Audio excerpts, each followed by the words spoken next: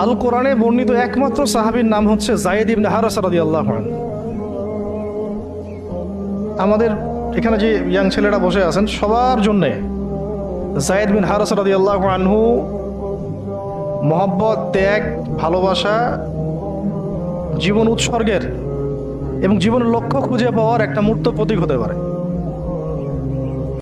একটু মনোযোগের সাথে অংশটা শুনেন, এটা শেষ অংশ। একমাত্র সাহাবী আল কোরআনে বর্ণিত যার নাম আল কোরআনে এসেছে তিনি হচ্ছেন যায়েদ বিন হারেসা রাদিয়াল্লাহু আনহু। তার বাবার নাম হারেসা। ঘটনা এমন ছিল যে ছোটবেলায় তার মা তাকে নিয়ে এক জায়গায় যাচ্ছিলেন। তো আগে তো ওই যে ডাকাতি হতো, জলদস্যুর আক্রমণ করতো না, এরকম তাঁবুর মধ্যে আক্রমণ হয়েছে এবং তার মায়ের কাছ থেকে সন্তানকে কেড়ে নিয়ে চলে গেছে। মায়ের জন্য কত কষ্ট করে এটা, সন্তানের মহব্বত, এটা তো বাবা মারাই বুঝবে সন্তানের প্রতি মহব্বত কাকে বলে, সন্তানকে ছেড়ে থাকার কষ্ট, এটা যারা বাবা মা হয়েছেন তারাই তো বুঝবে। তো এদিকে বাবা মা পাগল প্রায়, সন্তানকে খুঁজে পাওয়া যাচ্ছে না, আর দস্যুরা তাকে নিয়ে ওকাস বাজারে বিক্রি করে দিয়েছে। কোন বাজারে? ওকাস। এটা ছিল মক্কায় একটা বাজার, ওখানে মেলা হতো, ওকাস, ওখানে বিক্রি করে দিয়েছে। তো ঘটনাক্রমে তখন তার বয়স মাত্র কত হবে, 8 থেকে 10 বছর। ঘটনাক্রমে তাকে খরিদ করেছেন খাদিজা রাদিয়াল্লাহু আনহা। খাদিজা রাদিয়াল্লাহু আনহার আত্মীয়, খাদিজা রাদিয়াল্লাহু আনহার আত্মীয়। তখন কিন্তু নবী সাল্লাল্লাহু আলাইহি ওয়াসাল্লাম নবুয়ত পান নাই, মানে ওহী আসেনি এখনো, বিয়েও হয়নি এখনো। খাদিজা রাদিয়াল্লাহু আনহার সাথে এখনো বিয়ে হয় নাই। তো তার আত্মীয় তাকে কিনে নিয়ে আসছেন, এনে খাদিজা রাদিয়াল্লাহু আনহার খেদমতে দিয়ে দিয়েছেন। খাদিজা রাদিয়াল্লাহু আনহার সাথে যখন নবী সাল্লাল্লাহু আলাইহি ওয়াসাল্লাম বিয়ে হলো তখন তো তার বয়স 40, আর আমাদের নবী সাল্লাল্লাহু আলাইহি ওয়াসাল্লামের বয়স 25। এটা বাংলাদেশে হইলে বাংলাদেশের মানুষ মেনে নিত না, তালাক করাই ছাড়তো অনলাইনের মাধ্যমে। কথা বুঝতে পারছেন? যদিও দুজন সুখী, যদিও ধরেন দুজন সুখী একে অপরকে পেয়ে, এখন যদি আমাদের এখানে কোনো ভাই 40 বছর বয়সের কোনো মেয়েকে বিয়ে করে, যার নিজের বয়স হচ্ছে 20 বা 25, সমাজই ওকে তালাক দেওয়া ছাড়বে, যদিও সে ওই মেয়ের সাথে সুখী। হ্যাঁ, বিয়ে কেন্দ্রিক যত জাহালাত এগুলোই দূর হয় নাই সমাজ থেকে এখনো। রাসূল সাল্লাল্লাহু আলাইহি ওয়াসাল্লামের সাথে বিয়ে হলো, বিয়ে হওয়ার পরে এমন হয় না যে আপনি কাউকে বিয়ে করেছেন এবং আপনার তাকে খুব পছন্দ হয়েছে, দুজন দুজনকে পেয়ে সন্তুষ্ট আর কি, তেমন আপনি চান না তাকে কিছু হাদিয়া দিতে, হাদিয়া তোফা দিতে মন যাবে না? হাদিয়া দিয়ে কি আবার কেউ ফেরত নেয়? হাদিয়া তোফা দিতে তো মন চাবে। খাদিজা রাদিয়াল্লাহু আনহা হাদিয়া দিচ্ছেন নবী সাল্লাল্লাহু আলাইহি ওয়াসাল্লামকে যে, হে মুহাম্মদ, আমার খুব প্রিয় একজন দাস আছে, আমার খুব প্রিয় একজন দাস আছে, এবং তার চেহারা দেখে আমি বুঝতে পারি যে সে খুব বুদ্ধিমান এবং সে খুব সৎ। চেহারা দেখলে বোঝা যায় না মানুষের? চেহারা কিন্তু কথা বলে, চেহারাও কথা বলে, তবে দেখার চোখ থাকতে হবে, দেখার মতো চোখ থাকতে হবে। গুনাহের চোখ দিয়ে তো কারো চেহারা পড়ার সুযোগই নাই। যেমন আনাস রাদিয়াল্লাহু আনহু, তার জন্য নবী সাল্লাল্লাহু আলাইহি ওয়াসাল্লাম দোয়া করে দিয়েছিলেন না? তার মা দেখেই চিনে ফেলছেন যে হ্যাঁ উনি শেষ নবী, এই চেহারা কোনো মিথ্যাবাদের চেহারা না, এরকম করে কথা বলা হচ্ছে। ইয়া রাসূলুল্লাহ, আমার ছেলের জন্য দোয়া করে দেন। আব্দুল্লাহ বিন সালাম রাদিয়াল্লাহু আনহু ইহুদি ছিলেন, যখন নবী যে মদিনায় গিয়েছেন তার চেহারা দেখেই তিনি বুঝে ফেলছেন যে তিনি শেষ নবী, এই চেহারা কোনো মিথ্যাবাদী চেহারা হতে পারে না। ওই চোখ থাকতে হবে এবং ওই কলব থাকতে হবে পড়ার জন্য। তো খাদিজা রাদিয়াল্লাহু আনহা হাদিয়া দিয়েছেন যে আমার খুব প্রিয় একজন দাস আছে, যায়েদ। তো নবী সাল্লাল্লাহু আলাইহি ওয়াসাল্লাম এটাকে গ্রহণ করেছেন। হাদিয়া গ্রহণ করে তিনি দেখেন যায়েদ বিন হারেসা রাদিয়াল্লাহু আনহুর তাকদীরটা কেমন হলো। স্থলদস্যুদের হাত থেকে ওকাস বাজার থেকে চলে আসলো কোথায়? খাদিজা রাদিয়াল্লাহু আনহার বাসা, সেখান থেকে নবী সাল্লাল্লাহু আলাইহি ওয়াসাল্লামের সোহবতে। চিন্তা করা যায়? এই তাকদীর তো ইউসুফ আলাইহিস সালামের চেয়েও কম সৌভাগ্যের না। ইউসুফ আলাইহিস সালামের কি হয়েছে? ভাইয়ের ষড়যন্ত্র, সেখান থেকে কূপ, কূপ থেকে রাজপ্রাসাদ, সেখান থেকে জেল, জেল থেকে আবার রাজপ্রাসাদ। তারপরে তো পুরো মিশরের বড় একটা অংশের রাজনৈতিক দায়িত্ব, এবং সেখান থেকেই বনু ইসরাইল পরে আবার মিশরে আসলো। তাই অন্য একদিন আলোচনা করবো ইনশাআল্লাহ। এখানে যায়েদ ইবনে হারেসা রাদিয়াল্লাহু আনহার তাকদীর কেমন? অনন্য সাধারণ, এত এত চমৎকার যে এটা তো ঈর্ষণীয়। আলী রাদিয়াল্লাহু আনহু ছাড়া এমন তাকদীর তো মনে আর কেউ পান নাই, যে নবী সাল্লাল্লাহু আলাইহি ওয়াসাল্লামের ঘরের মধ্যে তিনি সবসময় তার সাথে তার খেদমত করছেন। শুধু তাই না, নবী সাল্লাল্লাহু আলাইহি ওয়াসাল্লাম তাকে নিজের পুত্র বানিয়ে নিলেন। যায়েদ আমার পুত্র, যায়েদ আমার ছেলে। দাস রাখলেন না। যখন তিনি যায়েদ বিন হারেসা রাদিয়াল্লাহু আনহুকে পেলেন, সবার সামনে এলান করে দিলেন যে সে আমার দাস না, ও আমার ছেলে, যায়েদ আমার ছেলে। নবী সাল্লাল্লাহু আলাইহি ওয়াসাল্লাম বলছেন যায়েদ আমার ছেলে, বলছেন যে আমি তাকে ভালোবাসি, ও আমাকে ভালোবাসে। অথবা একটাকে এভাবে আসছে যে আমি তার উত্তরাধিকারী, সে আমার উত্তরাধিকারী। যায়েদ বিন হারেসা রাদিয়াল্লাহু আনহুর লকব ছিল হিব্বু রাসূলিল্লাহ, রাসূল সাল্লাল্লাহু আলাইহি ওয়াসাল্লামের প্রিয় ভাজন, প্রিয় ভাজন। আর যায়েদ বিন হারেসা রাদিয়াল্লাহু আনহুর ছেলের নাম Osama bin Zayed, Osama bin Zayed. Zayed bin Haritha রাদিয়াল্লাহু আনহুকে একবার তিনি একটা সেনাবাহিনীর কাফেলার দায়িত্ব দিয়েছিলেন। কিছু কিছু সাহাবী একটু আপত্তি করেছিলেন, বয়স কম, আরও যোগ্য সাহাবী আছে। আবার ঠিক ওসামা বিন যায়েদ রাদিয়াল্লাহু আনহুকে যখন নবী সাল্লাল্লাহু আলাইহি ওয়াসাল্লাম শেষে একদম ইন্তেকালের কয়েকদিন আগে জুরফে একটা সেনাবাহিনীর দায়িত্ব দিয়ে পাঠিয়েছিলেন, তখনও কেউ কেউ আপত্তি তুলেছিল যে ওসামার বয়স কম, 19 বছর 20 বছর বয়স, আরও বড় বড় যোগ্য সাহাবী আছে। তখন নবী সাল্লাল্লাহু আলাইহি ওয়াসাল্লাম বলেছিলেন যে ইতিপূর্বে তোমরা যায়েদের ব্যাপারেও আপত্তি তুলেছিলে, আর আজকে তোমরা ওসামার ব্যাপারেও আপত্তি তুলছো। তোমরা জেনে রাখো, তার বাবা এবং সে, মানে যায়েদ বিন হারেসা এবং ওসামা বিন যায়েদ, এই দুজনকে আমি ভালোবাসি। এই দুজন আমার প্রিয় ভাজন, এই দুজন আমার প্রিয় ভাজন। তো যায়েদ ইবনে হারেসা রাদিয়াল্লাহু আনহু এখানে বড় হতে লাগলেন। এক পর্যায়ে তো ওহী আসলো, ইসলাম কবুল করলেন।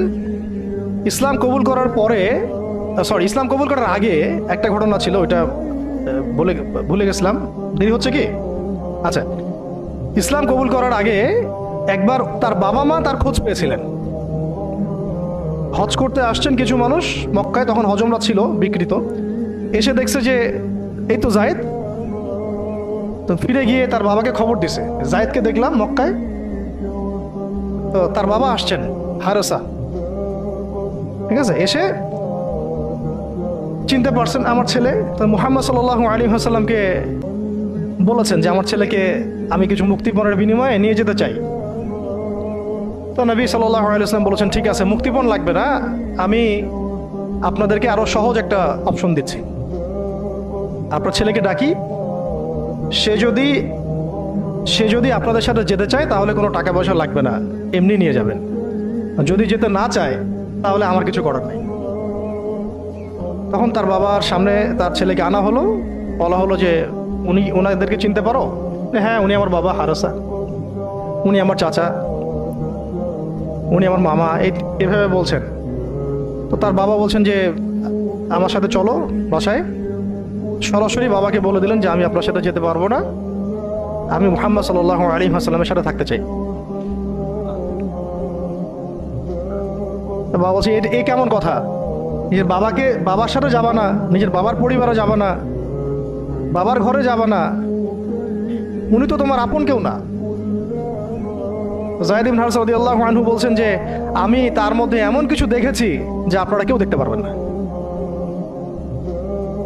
এটা সম্পর্ক, মহব্বত, এগুলোকে সম্পর্ক বলে, মহব্বত বলে।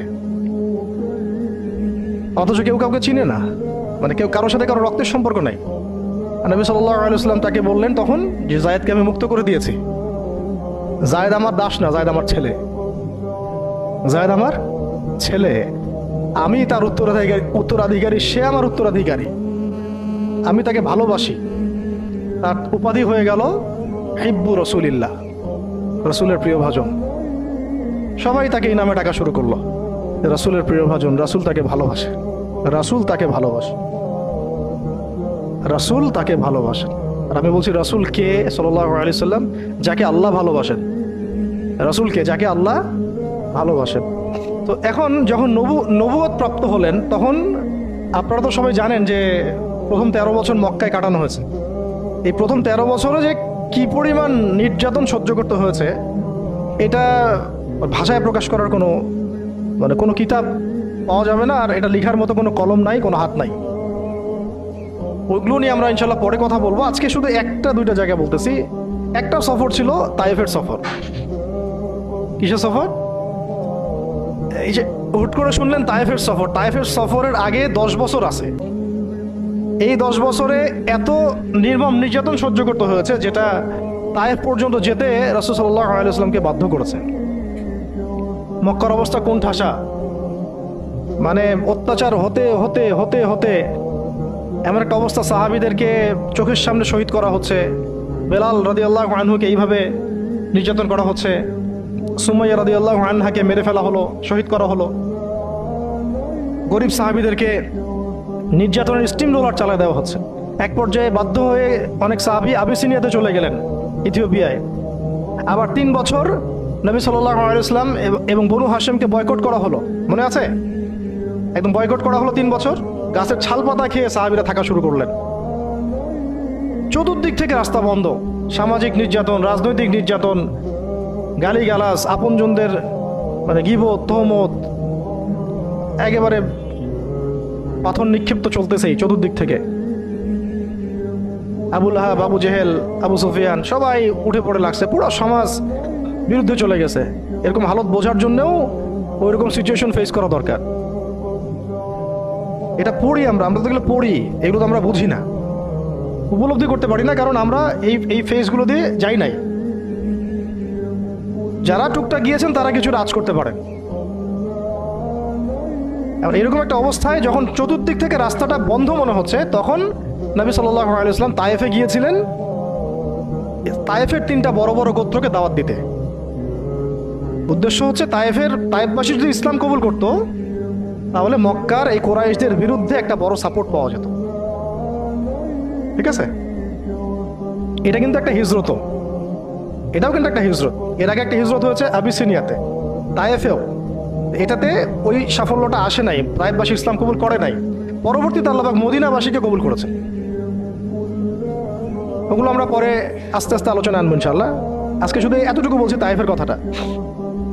এইখানে সময়টা চিন্তা করবেন, এই সময়টা ছিল জুন জুলাই মাস, জুন বা জুলাই মাসের মতো অবস্থা। মানে কাঠ ফাটা রোদ বলতে আমরা যা বুঝি, প্রচন্ড রোদ, প্রচন্ড গরম, মরুভূমির উত্তপ্ত একটা অবস্থা। এই অবস্থায় মক্কা থেকে তায়েফের ডিস্টেন্স হচ্ছে প্রায় 100 কিলোমিটার, প্রায় 100 কিলোমিটার। যারা তায়েফে গিয়েছেন তারা হয়তো জানবেন, এটা পাহাড়, মাটির নিচ থেকে তায়েফ শহরটা দেখা যায়। এই যে পাহাড়ের গা বেয়ে যে উঠতে হয়, এখন তো গাড়ি আসছে, গাড়ির যুগ, এই গাড়ি দিয়ে উঠতেও এই নিচ থেকে উপর পর্যন্ত 40 কিলোমিটার। পাহাড়ের গা বেয়েই 40 কিলোমিটার রাস্তা এইভাবে সফর করে করে করে করে তায়েফের শহরের উপরে পৌঁছাতে হয়।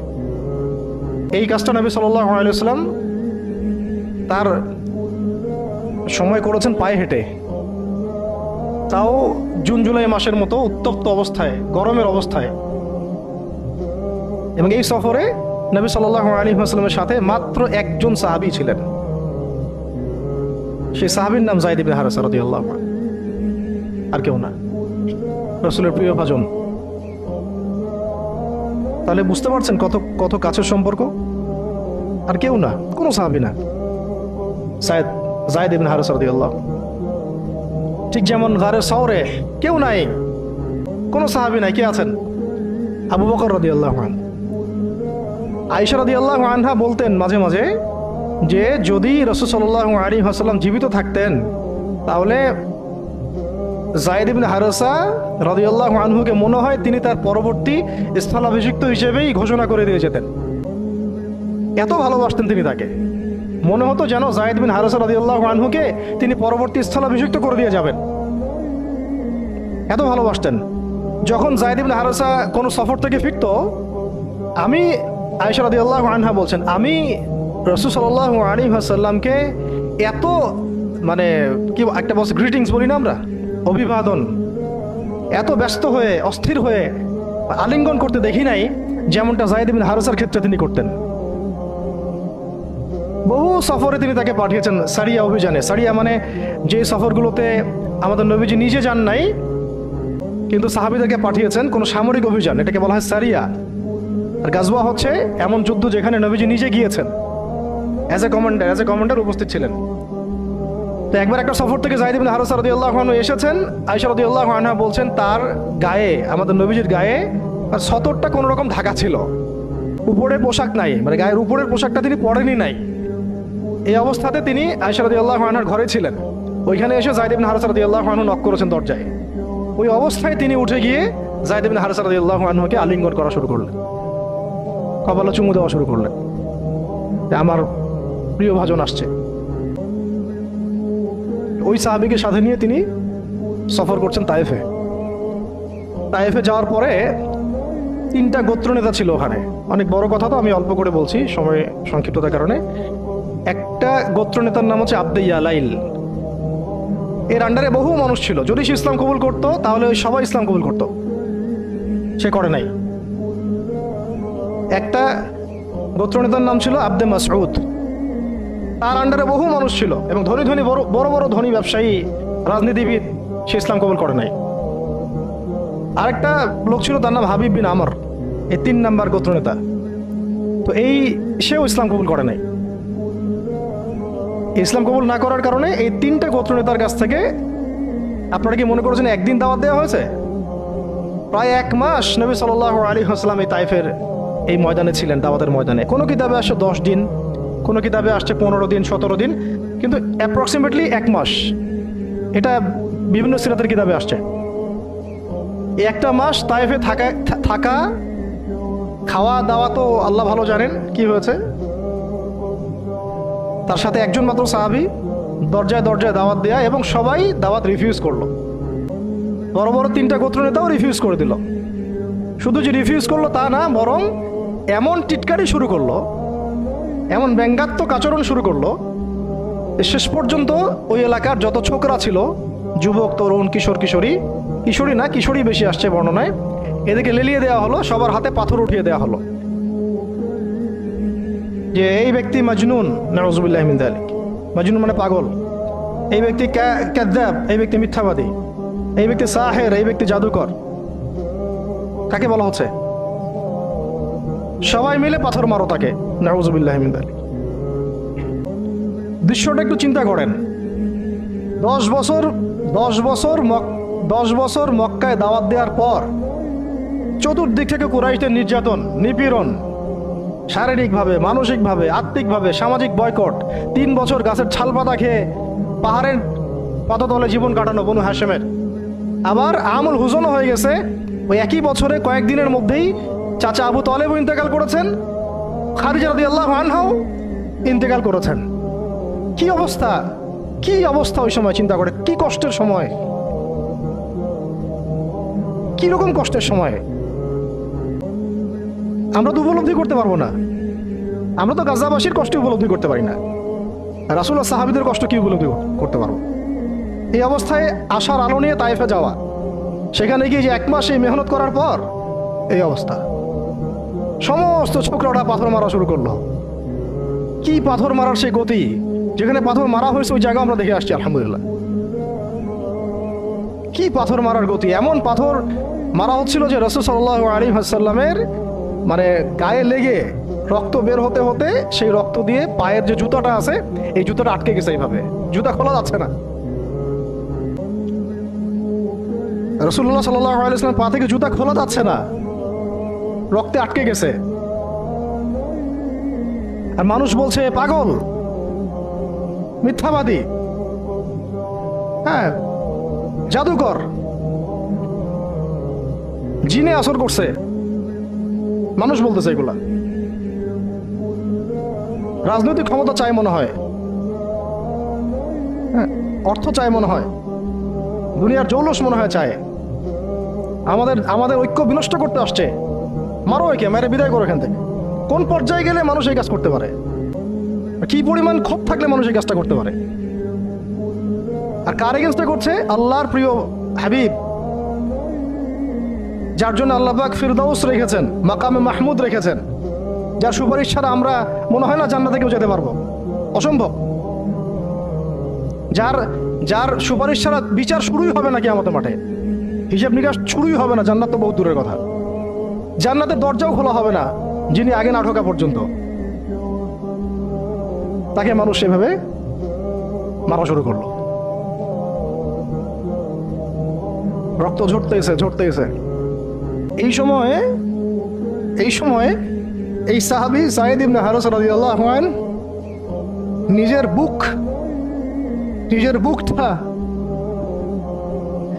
বুকটা নবী সাল্লাল্লাহু আলাইহি ওয়াসাল্লামের সামনে এইভাবে দিয়ে দিয়েছেন যে যতগুলো পাথর আসবে আমার গায়ে যেন লাগে, আমার নবীর গায়ে না লাগে। বুক যখন থেতলায় গেছে তখন পিঠ দিয়ে দিয়েছেন, ইয়া রাসূলুল্লাহ আপনার গায়ে একটা পাথর যেন না লাগে, আমার পিঠে লাগুক। এই সময়টা চিন্তা করেন, সাহাবীর কথা চিন্তা করেন, তাদের ত্যাগ তিতিক্ষার কথা চিন্তা করেন, ওই সময়ের সবরের কথা চিন্তা করেন। আর তায়েফবাসী নবী সাল্লাল্লাহু আলাইহি ওয়াসাল্লামের আপনজন ছিল। তায়েফের গোত্রে নবী সাল্লাল্লাহু আলাইহি ওয়াসাল্লামের দুধ পান করানো হয়েছিল, হালিমা সাঈদার গোত্র এটা। দূরের মানুষ আপনাকে যখন ভালো মন্দ বলবে আপনার অতটা কষ্ট হবে না যতটা আপনার কাছের মানুষ আপনাকে ভালো মন্দ বললে কষ্ট হবে। যখন আপনার প্রিয় মানুষেরা আপনাকে পাথর ছুড়বে, এই পাথরের আঘাত সহ্য করা এত সহজ না। কাফেররা, ফাসেকরা, জালেমরা, মুশরিক মুনাফিকরা পাথর ছুড়বে, সেই পাথর আপনি সৌভাগ্যের সাথে বরণ করতে পারেন, সেই রক্তক্ষরণে আপনার কষ্ট হবে না। প্রিয় মানুষদের দেওয়া অপবাদ, মিথ্যাচার, গীবত, তহমত, পাথর আপনাকে এত কষ্ট দিবে, এই কষ্টের লোড আপনি সহ্য করতে পারবেন না। আর যদি আল্লাহ পাক আপনাকে সহ্য করার ক্ষমতা দিয়ে দেন, ইনশাআল্লাহ আপনি এমন ব্যক্তি হবেন যে ব্যক্তির হাতে আল্লাহ রাব্বুল আলামিন ইসলামের ঝান্ডা উঠাই দেবেন ইনশাআল্লাহ, যাকে আল্লাহ রাব্বুল আলামিন পুরো কওমের জন্য কবুল করবেন ইনশাআল্লাহ। এবং পুরো শক্তি আপনার সামনে একদিন না একদিন পরাজয় বরণ করবেই, সময়ের ব্যাপার। যায়েদ বিন হারেসা রাদিয়াল্লাহু আনহু নিজের বুকটা এইভাবে আগলায় দিয়ে রাখছেন, আমার গায়ে লাগুক কি রাসূলুল্লাহ, আপনার গায়ে না লাগে। আজকে আপনি যায়েদ ইবনে হারেসাকে পাবেন কোথায়? কিসের ইসলামী বিপ্লবের কথা বলি আমরা? জামা ইমারা এটা ওইটা, যায়েদ বিন হারেসারাই তো নাই। ওইরকম আখলাকের নেতাও যেমন আমরা পাই না, ওই রকম যায়েদ বিন হারেসাদের মতো আমরা মামুরও তো পাই না।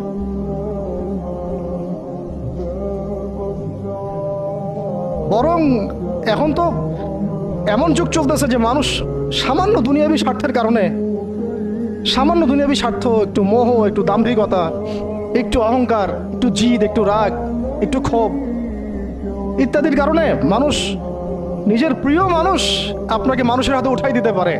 সবাই মিলে তাকে পাথর মারো, আমি তাকে দেখতেছি। সবাই তাকে পাথর মারো, আমি তাকে দেখতেছি। যেন নিজের প্রিয় মানুষকে পাথর মারলে এটা দেখলে আপনার মনে আরো শান্তি আসতেছে। কিভাবে আপনি আপনার প্রিয় মানুষকে হাজারো লক্ষ মানুষের হাতে উঠাই দিতে পারেন, যে মানুষটা তাকে ধর্ষণ করবে, ছিঁড়ে খাবে, পাথর মেরে থাতলা করবে, আবার আপনি তাকে মহব্বতের দাবিও করেন? কিসের মহব্বত? মহব্বত কাকে বলে? মহব্বত তো এইটা যেটা যায়েদ ইবনে হারেসা রাদিয়াল্লাহু আনহু করেছেন। এটা কি মহব্বত না? এইরকম মহব্বতের নিদর্শন কি আমাদের মধ্যে আছে? কাকে মহব্বত বলা হয় আসলে? আপনারা দৃশ্যটা চিন্তা করেন, এগুলো সিরাতের কিতাবে মজুদ, পড়েন। নিজের বুকটা তিনি আগলায় দিয়ে রাখছেন। ঠিক এরকমই উহুদের মাঠেও নিজের বুক আগলায় দিয়ে রাখছেন তালহা রাদিয়াল্লাহু আনহু। দূর থেকে একটার পর একটা তীর আসতেছে, ওনার গায়ে লাগতেছে। তীরের আঘাত কি চারটাখানি কথা? সাদ বিন আবি ওয়াক্কাস রাদিয়াল্লাহু আনহু পিঠ দিয়ে রাখছেন, ইয়া রাসূলুল্লাহ আপনার গায়ে যেন না লাগে। তোমরা জীবন্ত শহীদ দেখতে চাও? তালহাকে দেখো, 70-এর বেশি আঘাত তার গায়ে ছিল উহুদের দিন। সাদ বিন আবি ওয়াক্কাস রাদিয়াল্লাহু আনহুকে নবীজি বলছেন যে, হে সাদ, তীর ছুঁড়ো, তোমার জন্য আমার পিতামাতা কুরবান হয়ে যাক। কোন সাহাবীর জন্য নবীজি এমন কথা বলেন নাই যে তোমার জন্য আমার পিতামাতা কুরবান হয়ে যাক, এবং সাহাবীরা বলতেন, ইয়া রাসূলুল্লাহ, আপনার জন্য আমার পিতামাতা কুরবান হয়ে যাক। একমাত্র সাহাবী সাদ বিন আবি ওয়াক্কাস রাদিয়াল্লাহু আনহুর জন্য নবী সাল্লাল্লাহু আলাইহি ওয়াসাল্লাম এই কথা বলেছেন।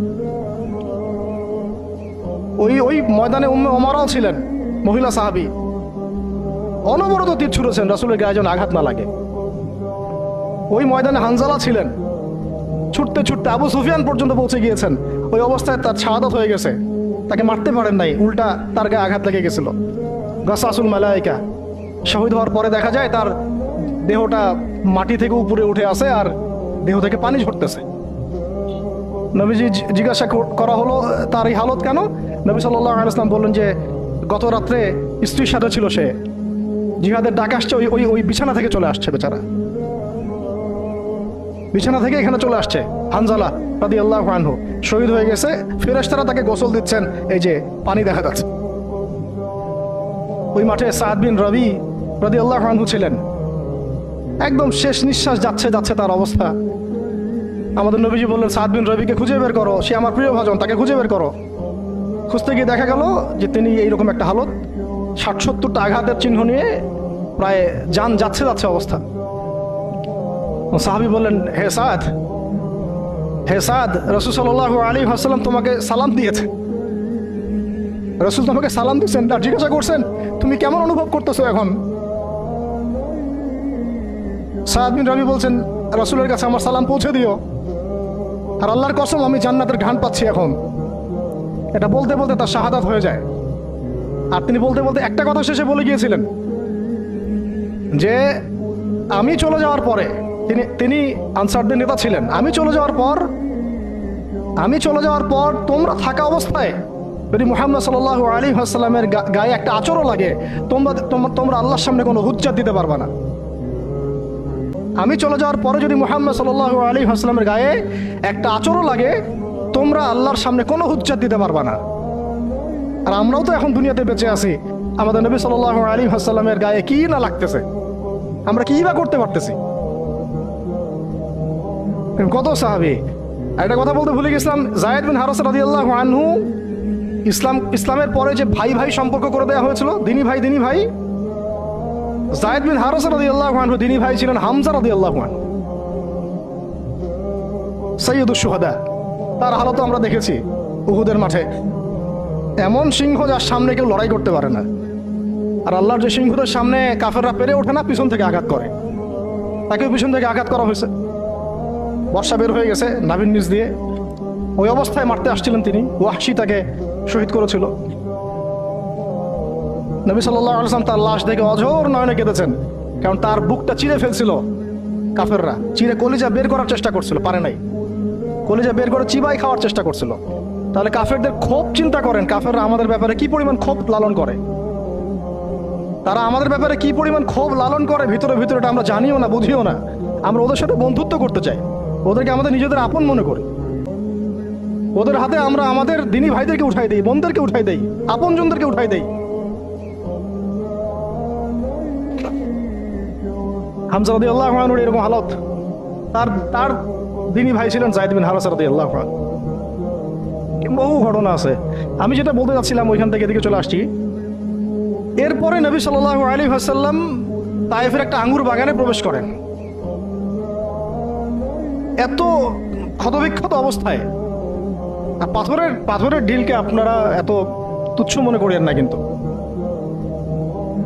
এটা কিন্তু এত তুচ্ছ বিষয় না, কিন্তু যন্ত্রণাদায়ক বিষয়। তার মধ্যে বললাম তার আপন মানুষ, কাছের মানুষ। আঙ্গুর বাগানে যাওয়ার পরে ওখানে আদ্দাস রাদিয়াল্লাহু আনহু, আদ্দাস নামে একজন বাগানের দেখভালকারী ছিল। এই বাগান ছিল আবার উতবা এবং শাইবার, বড় আঙ্গুর বাগান। এখানে ঘটনা ঘটে গেল, নবী সাল্লাল্লাহু আলাইহি ওয়াসাল্লাম বসে আছেন, জুতা খোলার চেষ্টা করছেন, এবং আদ্দাস তিনি এসে একটু খেজুর দিয়েছেন, মায়া লাগছে তার, তাহার এই লোকটাকে এইভাবে মারলো, মানুষটাকে এইভাবে মারলো। তো কিছুই চাচ্ছে না, কিছুই বলে নাই, খালি বলছে এক আল্লাহর ইবাদত করো, আর কিছু চাইছে নাকি? তো এক আল্লাহর ইবাদত করো বললো, বাস তাই বাস এইভাবে মারলো। আর মানবে না তো মারলো কেন? ও বেচারার কাছে খারাপ লাগছে, দাওয়াত কবুল করবে না তো মারলো কেন? লাঞ্ছিত করার কি দরকার ছিল? কবুল না করলে চলে যাবে, বা কবুল না করলে তারা ফিরাই দিবে, মারার কি দরকার আছে? তার মায়া লাগছে খুব, সে এসে কিছু খেজুর দিছে খাইতে, পানি দিছে খাইতে। ওই অবস্থায় নবী সাল্লাল্লাহু আলাইহি ওয়াসাল্লাম পানির গ্লাস নিয়ে খেজুর নিয়ে বিসমিল্লাহির রহমানির রহিম, বিসমিল্লাহ বলছেন, বিসমিল্লাহ। বিসমিল্লাহ শুনে সে আদ্দাস তার খুব ভালো লাগছে যে এই শব্দটা আপনি কোথা থেকে পেলেন?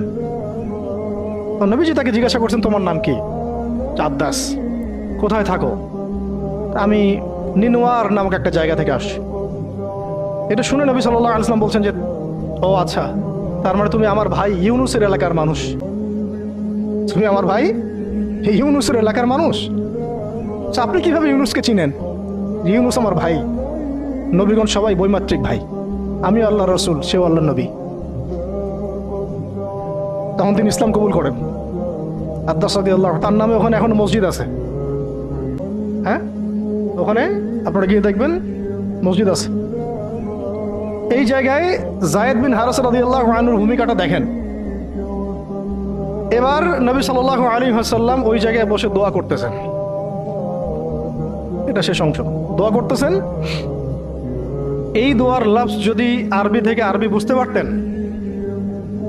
তাহলে মানে আমার এতগুলো কথা বলা সার্থক হতো। আর মানে আমি যদি মানুষকে এই দোয়ার শব্দগুলোর অর্থ বুঝাইতে পারতাম, ওই ক্ষমতা যদি আমার থাকতো, আমার মনে হয় না এই ক্ষমতা কোনো ওলামায়ে কেরামের আছে। আমার মনে হয় না এই ক্ষমতা কোনো ওলামায়ে কেরামের আছে যে এই দোয়ার শব্দগুলো আওয়ামকে বুঝাই দিবে, এক্স্যাক্টলি সেই ফিলিংস এবং ইমোশন বুঝাবে, এমন ক্ষমতা আমাদের কাউকে দেওয়া হয় নাই। শুধু এই অনুভূতিগুলো বোঝার জন্য হলেও আরবি শেখা দরকার আপনাদের, আমাদের সবারই। এগুলো অনুভূতিগুলো বোঝার জন্য হলেও আমাদের আরবি শেখা দরকার। মোনাজাতে মাকবুল কিতাবেও দোয়াটা আছে। নবী সাল্লাল্লাহু আলাইহি ওয়াসাল্লাম রক্তাক্ত অবস্থায়, ক্ষতবিক্ষত অবস্থায়, তার পাশে যায়েদ ইবনে হারেস রাদিয়াল্লাহু আনহু, তারা আল্লাহ রাব্বুল আলামিনের কাছে দোয়া করতেছেন। এই দোয়াটার নাম হচ্ছে মাজলুমের দোয়া, দুর্বলের দোয়া। কিসের দোয়া? দুর্বলের দোয়া। দোয়ার শব্দগুলো এমন ছিল, আল্লাহুম্মা ইন্নাকা তাসমাউ কালামি, আল্লাহুম্মা ইন্নাকা তাসমাউ কালামি, হে আল্লাহ, নিশ্চয়ই আপনি আমার কথা শুনছেন। আমাদের নবীজি বলছেন, আল্লাহুম্মা ইন্নাকা তাসমাউ কালামি, আল্লাহ আপনি নিশ্চয়ই আমার কথা শুনছেন। ওয়া তারা মাকানি, এবং আমার যে মাকান, আমার অবস্থা আপনি দেখছেন। ওয়া তা'লামু সিররি ওয়া আলানিয়াতি, আল্লাহ আপনি আমার বাহিরের অবস্থাও জানেন, ভিতরের অবস্থাও জানেন। আমার বাহিরের হালতও আপনি জানেন, ভিতরের হালতও আপনি জানেন, প্রকাশ্য অবস্থা আপনি জানেন, গোপন অবস্থা আপনি জানেন। তা'লামু সিররি ওয়া আলানিয়াতি লা ইয়াখফা আলাইকা শাইউম মিন আমরি, আমার কোনো কাজই আপনার কাছে গোপন না। আসলে আমার কি হালত, কি অবস্থা, আমার উপর দিয়ে কি গেছে, কি গেল, কি প্রকাশ্য, কি গোপন, কি সত্য, কি মিথ্যা, আল্লাহ আপনি সব জানেন। বলা কথা না বলা কথা সব আপনি জানেন। তা'লামু সিররি ওয়া আলানিয়াতি লা ইয়াখফা আলাইকা শাইউম মিন আমরি। এরপরে নবীজি বলছেন, ওয়া আনাল বাঈসুল ফাকিরুল মুস্তাগীথুল মুস্তাজির আল ওয়াজিলুল মুশফিকুল মুকির আল মু'তারিফু বিযামবি। এক একটা শব্দ কিভাবে বুঝাবো আপনাদেরকে, আমার কাছে ভাষা নাই। আল্লাহ আমি দুর্দশাগ্রস্ত, আমি ফকির, আমি জিল্লতের শিকার, আমার অপরাধ আমি চিনতে পেরেছি। মানে এমন এমন শব্দ যেটা একজন নবী ছাড়া কারো মুখ দিয়ে বের হওয়া সম্ভব না। এমন এমন শব্দ যেটা ওহী ছাড়া সম্ভব না। আসআলুকা মাসআলাতাল মিসকিন, মিসকিনরা যেভাবে তোমার কাছে চায় আল্লাহ, আমি সেভাবে তোমার কাছে চাচ্ছি। ওয়া আবতাহিলু ইলাইকা ইবতিহালাল মুযনিবিয যালিল, একজন মানুষকে যখন অপদস্থ, লাঞ্ছিত করা হচ্ছে, সেই মানুষ যেভাবে আপনার কাছে চায়, আমি সেইভাবে আপনার কাছে চাচ্ছি।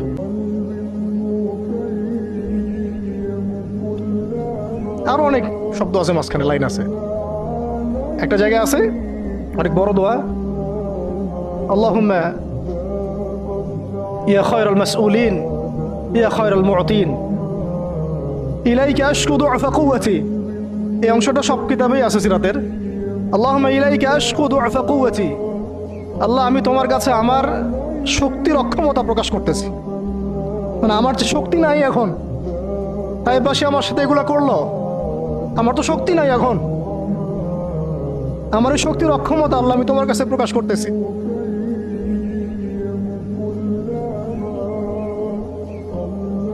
ইলাইকা আশকু দু'ফা কুওয়াতি, আমার শক্তির যে কুওয়াতের অক্ষমতা, দুর্বলতা আমি তোমার কাছে প্রকাশ করতেছি। ওয়া কিল্লাতি হিলাতি, ওয়া কিল্লাতি হিলাতি, এই যে সহনশীলতা, এই সহনের যে ক্ষমতার যে ঘাটতি, এগুলো আমি তোমার কাছে পেশ করতেছি। ওয়া হাওয়ানি আলান নাস, ওয়া হাওয়ানি আলান নাস, আর এই যে পুরো মানুষ, তায়েফের পুরো মানুষ আমার সাথে যা করলো, তাদের সাথে লড়াই করার যে আমার অক্ষমতা, বা তাদেরকে বুঝানোর যে অক্ষমতা আমার, তাদেরকে যে আমি বুঝাতে পারতেছি না, এটা যে আমার অক্ষমতা, এই হালত আমি তোমার কাছে পেশ করতেছি। আল্লাহুম্মা ইলাইকা আশকু দু'ফা কুওয়াতি ওয়া কিল্লাতা হিলাতি ওয়া হাওয়ানি আলান নাস। কি শব্দ! বলছি ইলা মান তাকিলুনি, আল্লাহুম্মা ইলা মান তাকিলুনি, আল্লাহ তুমি আমাকে কাদের হাতে ন্যস্ত করলা, আল্লাহ তুমি আমাকে কাদের হাতে ন্যস্ত করলা। ইলা আদুইন বাঈদিন ইয়াতাহাজ্জামুনি, আমাকে ঘর থেকে এত দূরে এনে, সেই মক্কা থেকে কত দূরে, আমাকে ঘর থেকে এত দূরে নিয়ে এসে আল্লাহ তুমি তোমার শত্রুদের হাতে আমাকে ন্যস্ত করলা। ইয়াতাহাজ্জামুনি, যারা চতুর্দিক থেকে আমাকে পাথর মারতেছে। কি আবেগ দোয়ার মধ্যে, কি ভাষা, কি লফজ! ইলা আদুইন বাঈদিন ইয়াতাহাজ্জামুনি, তুমি আমাকে আল্লাহ ঘর থেকে বের করে এত দূরে নিয়ে আসলা, শত্রুদের হাতে সমর্থ করলা, তারা আমাকে চতুর্দিক থেকে পাথর মারতেছে।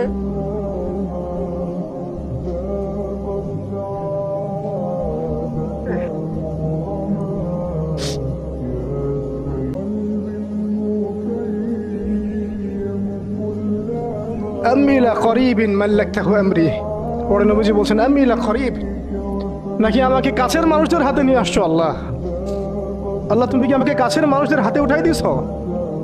মাল্লাকতাহু আমরি, যারা আমার ভালো মন্দের কাজের মালিক হয়ে গেছে। এইভাবে দোয়া করতে লাগলেন নবী সাল্লাল্লাহু আলাইহি ওয়াসাল্লাম। যায়েদ বিন হারিস রাদিয়াল্লাহু আনহু শামিল আছেন এখানে। তারপরে নবীজি বলছেন ইল্লাম তাকুন সাখিতুন আলাই ফালা উবালি, আল্লাহ এত কিছুর পরে যদি তুমি আমার প্রতি অসন্তুষ্ট না হও, আমার কিছুই যায় আসে না।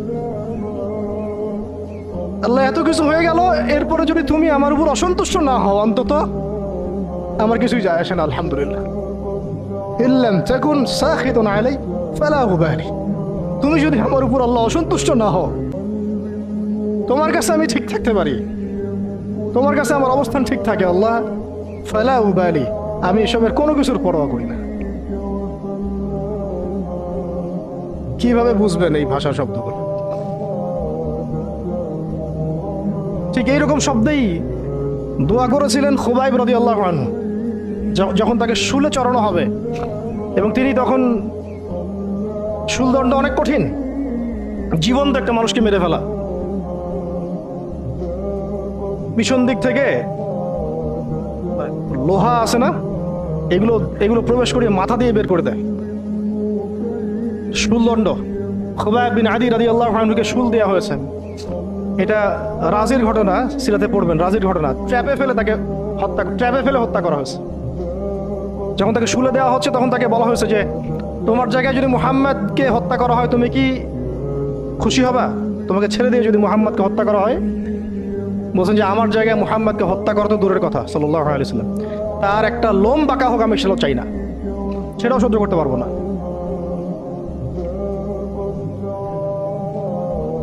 এরপর তিনি বলছিলেন, এই যে আমি বললাম ইল্লাম তাকুন সাখিতুন আলাইয়া ফালা উবালি, এরকম দোয়া খুবাইব রাদিয়াল্লাহু আনহু করেছেন। তিনি বলছিলেন তখন, লাস্তু উবালি হিনা উকতালু মুসলিমান, লাস্তু উবালি হিনা উকতালু মুসলিমান, যখন আমাকে মুসলমান হিসেবে শহীদ করে দেয়া হচ্ছে আমি কোনো পরোয়াই করি না। যখন আমাকে মুসলমান হিসেবে শহীদ করে দেওয়া হচ্ছে আমি এর কোনো পরোয়াই করি না। লাস্তু উবালি হিনা উকতালু মুসলিমান আলা আই শাক্কিন কানা ফিল্লাহি মাসরাই। আমাকে হত্যা করার সময় যেদিকেই তোমরা পাশ ফিরাও না কেন, ওই পাশ আল্লাহর জন্যে। ওয়াযালিকা লিলাহ ওয়াযালিকা যাতুল ইলাহি ওয়া ইন ইয়াশা। আর তিনি তো এমন জাতের ইলাহ, এমন ইলাহ, তিনি একজন, আল্লাহর কথা বলা হচ্ছে, তিনি এমন একজন ইলাহ, তিনি যদি চান ইউবারিক আলা ফি কুল্লি শিলউইন মুমাজ্জাহ, তিনি আমার কেটে ফেলা প্রত্যেকটা হাড়ে এবং মাংসে বরকত দিয়ে দিবেন। এইভাবে তাকে হত্যা করা হয়েছে। খুবাইব রাদিয়াল্লাহু আনহু প্রতারণা করে ট্র্যাপে ফেলা হয়েছে। এরকম বীরে মামুনাও ঘটনা ঘটছে, এরকম 70 জন সাহাবীকে ট্র্যাপে ফেলে হত্যা করে দেওয়া হয়েছে। আপনারা সতর্ক থাকবেন।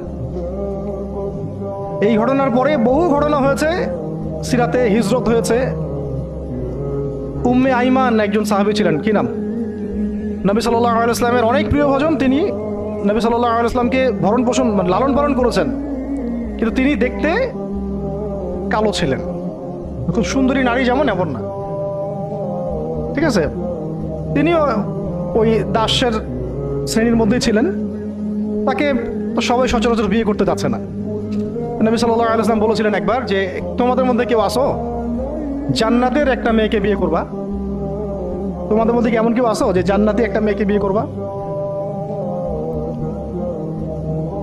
উম্মে আইমান,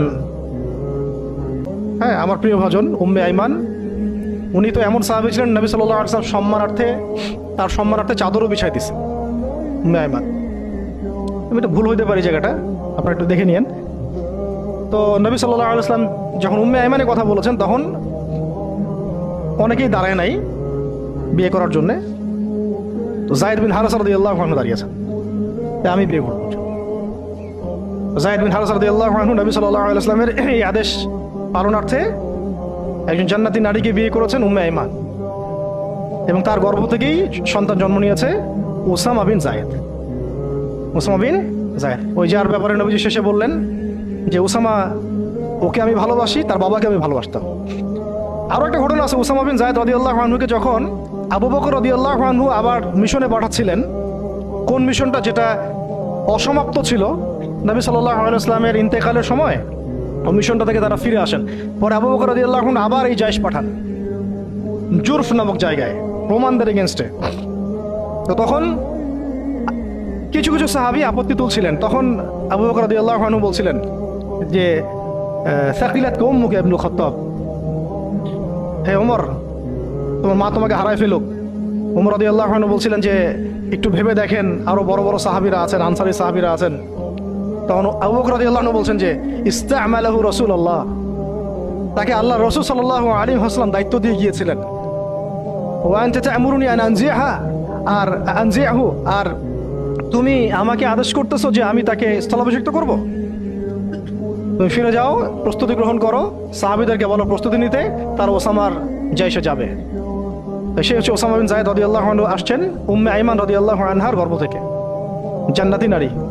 তো জান্নাতি নারীর জন্য রূপ সৌন্দর্য শর্ত না, জান্নাতি নারীর জন্য কি শর্ত না? রূপ সৌন্দর্য শর্ত না, তাকওয়া, ঈমান, এগুলো শর্ত। এরকম বিয়েও তিনি করেছেন নবী সাল্লাল্লাহু আলাইহি ওয়াসাল্লামের পছন্দ মতো। আবার তিনি জাইনাব বিনতে জাহাশ রাদিয়াল্লাহু আনহাকেও বিয়ে করেছিলেন। জাইনাব বিনতে জাহাশ রাদিয়াল্লাহু আনহাকে বিয়ে করেছিলেন, কিন্তু একটু শেষ করে দিচ্ছি, 5 মিনিট, একটু ধৈর্য ধরেন। জাইনাব বিনতে জাহাশ রাদিয়াল্লাহু আনহাকে তিনি বিয়ে করেছিলেন, এটাও নবী সাল্লাল্লাহু আলাইহি ওয়াসাল্লামেরই তত্ত্বাবধানে হয়েছিল। নবী সাল্লাল্লাহু আলাইহি ওয়াসাল্লাম জাইনাব বিনতে জাহাশ রাদিয়াল্লাহু আনহাকে বলেছিলেন যে যায়েদকে বিয়ে করো, যায়েদ আমার অনেক প্রিয় ভাজন। আর জাইনাব বিনতে জাহাশ রাদিয়াল্লাহু আনহা আল্লাহর নবীর ফুফাতো বোন ছিলেন, যে বোনকে বিয়ে দিয়েছেন যায়েদ বিন হারেসা রাদিয়াল্লাহু আনহুর সাথে। কিন্তু দাম্পত্য জীবনে মানে স্টেবিলিটি ছিল না, দাম্পত্য জীবনে একদম নির্ঝঞ্ঝাট ছিল না জীবনটা, সমস্যা হচ্ছিল। কারণ যায়েদ রাদিয়াল্লাহু আনহু গোত্রগতভাবে কি ছিলেন? দাস, আরবের ট্রেডিশন অনুযায়ী বলছি আর কি, গোত্রগতভাবে নিচু গোত্রের, ওই সেন্সে আর কি, আমরা ইসলামের সেন্সে কথা বলছি না, আরবের ওই যে প্রচলিত যে একটা প্রথা ছিল ওই সেন্সে। আর জাইনাব বিনতে জাহাশ রাদিয়াল্লাহু আনহা উচ্চ বংশের, আন্ডারস্ট্যান্ডিংয়ে একটু প্রবলেম হতে পারে, হচ্ছিল এটা। ভুলেও কখনো কোনো সাহাবী সম্পর্কে সমালোচনা করবেন না, এটা আমাদের আহলুস সুন্নাহ ওয়াল জামাআর আকীদা উসুল নয়। কোনো সাহাবী সম্পর্কে না, সাহাবীদের মধ্যে যা হয় হয়ে যাক, যুদ্ধও যদি হয়ে যায় তবুও সমালোচনা করা যাবে না, এই আকীদা যেন ঠিক থাকে। যারাই সাহাবীদের সমালোচনা করে তারা আহলুস সুন্নাহ ওয়াল জামাআতের আকীদা থেকে সরে গেছে। তো এখানে সাহাবীদের কোনো সমালোচনার সুযোগ নাই, কিন্তু দাম্পত্য জীবনে মনোমালিন্য হচ্ছিল, এটা খুব স্বাভাবিক বিষয়। বহু সাহাবীর জীবনে এমন অনেক ঘটনাই ঘটেছে, একাধিক বিয়ে, একাধিক তালাক, একাধিক অনেক কিছু হয়েছে। মানুষ হতে পারে, কখনো ভ্যালিড কারণ থাকতে পারে, কখনো মানুষ শয়তানের প্ররোচনা থাকতে পারে, কখনো জিন শয়তানের প্ররোচনা থাকতে পারে, কখনো আরও অন্য কিছু হতে পারে। তো যাই হোক, এখন তালাক হয়ে গেছে। যায়েদ বিন হারিসা রাদিয়াল্লাহু আনহু জাইনাব বিনতে জাহাশ রাদিয়াল্লাহু আনহাকে তালাক দিয়ে দিয়েছে। এরপরে নবী সাল্লাল্লাহু আলাইহি ওয়াসাল্লাম বিয়ে করেছেন জাইনাব বিনতে জাহাশ রাদিয়াল্লাহু আনহাকে। এইটা নিয়ে আরবের মধ্যে একটু কথা ছড়াছড়ি হচ্ছিল যে পালক পুত্রের স্ত্রীকে বিয়ে করেছে, আরবের মানুষ এটা নিয়ে কানা ঘোষা করছিল। তখন আল্লাহ রাব্বুল আলামিন আয়াত নাজিল করেছিলেন, সূরা আহজাবের মধ্যে আছে, মুহাম্মদ সাল্লাল্লাহু আলাইহি ওয়াসাল্লাম তোমাদের মধ্যে কোনো পুরুষের পিতা নন, মা কানা মুহাম্মাদুন আবা আহাদিম মির রিজালিকুম ওয়ালাকিন রাসূলুল্লাহি ওয়া খাতামান নবিয়্যিন। আর এই সূরার মধ্যেই মনে হয় 37 নম্বর আয়াত, 36 বা 37 নম্বর আয়াতের দিকে যায়েদ রাদিয়াল্লাহু আনহুর এই ঘটনা আছে। যখন যায়েদ তালাক দিল, তুমি চক্ষু লজ্জা করলে, মানুষকে লজ্জা করলে, কিন্তু আল্লাহ রাব্বুল আলামিন বিধানদাতা, তিনি বিধান দিলেন যে পালক পুত্রের বিষয়টা আরবরা যেভাবে ডিল করে সেটা আল্লাহ রাব্বুল আলামিনের ওহী নয় বা আল্লাহ পাকের বিধান নয়। বিস্তারিত পড়তে পারবেন। তো এটাও একটা ঘটনা ঘটে গিয়েছিল।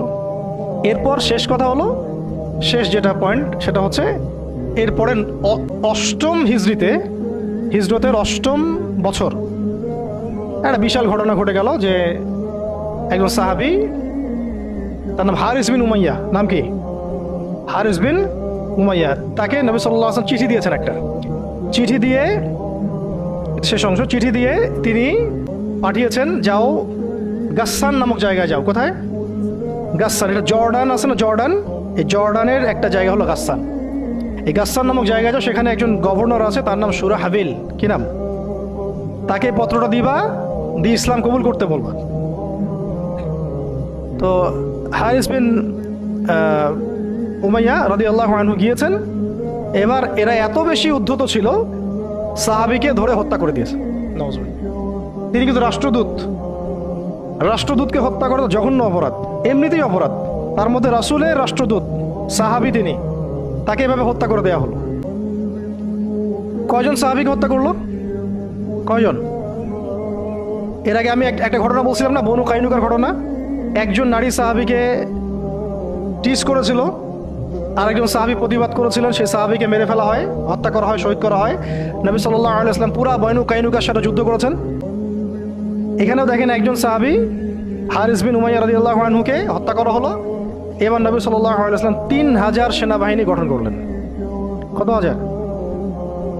আচ্ছা, এখন শুনেন, আমি একটা দলিল দিতে চাইলাম যে দেখেন, সারা বিশ্বে চায়নার কথা বলেন, সিরিয়ার কথা বলেন, রোহিঙ্গাদের কথা বলেন, আরাকানের কথা বলেন, আপনি কাশ্মীরের কথা বলেন, আফগানের কথা বলেন, তারপরে এই যে আফ্রিকার কন্টিনেন্টের কথা বলেন, আফ্রিকা, মালি, নাইজেরিয়া, সোমালিয়া, আর মধ্যপ্রাচ্যের কথা আর কি বলবো, Yemen, Libya, Jordan, Lebanon, Palestine, Gaza, এই সারা বিশ্বে যত মুসলমান আছে তাদের মধ্যে কত লক্ষ মুসলমানকে হত্যা করার পরেও এই সিদ্ধান্ত এখন উম্মাগতভাবে আমরা নিতে পারি নাই, যেটা নবী সাল্লাল্লাহু আলাইহি ওয়াসাল্লাম বনু কাইনুকার এগেনস্টে নিয়েছিলেন আর এই রোমানদের এগেনস্টে নিয়েছিলেন। একজন নারী সাহাবীকে শ্লীলতাহানি করা, আরেকজন সাহাবী তাকে বাঁচাতে এসে তার পক্ষে প্রতিবাদ করায়, তাকে হত্যা করা, এবং নবী সাল্লাল্লাহু আলাইহি ওয়াসাল্লাম পুরা বনু কাইনুকাকে উচ্ছেদ করলেন। এখানে সুরাহবিল কি করেছে? একজন সাহাবীকে হত্যা করেছে, রাষ্ট্রদূত হারিস বিন উমাইয়া। নবী সাল্লাল্লাহু আলাইহি ওয়াসাল্লাম 3000 সৈন্য পাঠিয়ে দিচ্ছেন। আর এখন উম্মার দিকে তাকান, যে রাষ্ট্রগুলোর কথা আমি বললাম আমাদের সহ সব জায়গায়, আমাদেরটা অন্যভাবে ডিল করি আমরা, বাইরের সব রাষ্ট্রগুলো, এই রাষ্ট্রগুলোতে কত হাজার সৈন্য না, কত হাজার নিরপরাধ মুসলিমকে হত্যা করা হয়েছে। সংখ্যাটা কি হাজারে না লাখে? কত হাজার বা লাখ বাচ্চাদেরকে হত্যা করা হয়েছে, কত হাজার বা লাখ মা বোনদেরকে হত্যা এবং ধর্ষণ করা হয়েছে। তারপরে উম্মাগতভাবে আমরা এখন এই সিদ্ধান্তে আসতে পারি নাই, যে সিদ্ধান্ত নবী সাল্লাল্লাহু আলাইহি ওয়াসাল্লাম তাৎক্ষণিক নিয়ে ফেললেন। আমার রাষ্ট্রদূতকে হত্যা করেছে, 3000 সৈন্য রেডি, এবং তারা কিন্তু সুপার পাওয়ার। রোমানরা তখন কি সুপার পাওয়ার, এটা দেখারও সময় নাই যে তার কাছে কি অস্ত্র আছে, তাদের ক্ষমতা কতটুকু, তাদের কাছে কি আছে, তাদের সৈন্য সংখ্যা কত, আয়তন সংখ্যা কত, ওদের অর্থনীতি কত সমৃদ্ধ, কোনো কিছুর পরোয়া সাহাবা কেরাম করেন নাই। 3000 সৈন্য রেডি করে এই বাহিনীর পতাকা হাতে তুলে দিলেন সাহাবী যায়েদ ইবনে হারেসা রাদিয়াল্লাহু আনহু হাতে। কার হাতে? চিন্তা করেন, তায়েফের সাথী, রাসূল সাল্লাল্লাহু আলাইহি ওয়াসাল্লাম প্রিয় ভাজন, তায়েফের সাথী, জান্নাতি নারীকে বিয়ে করেছেন,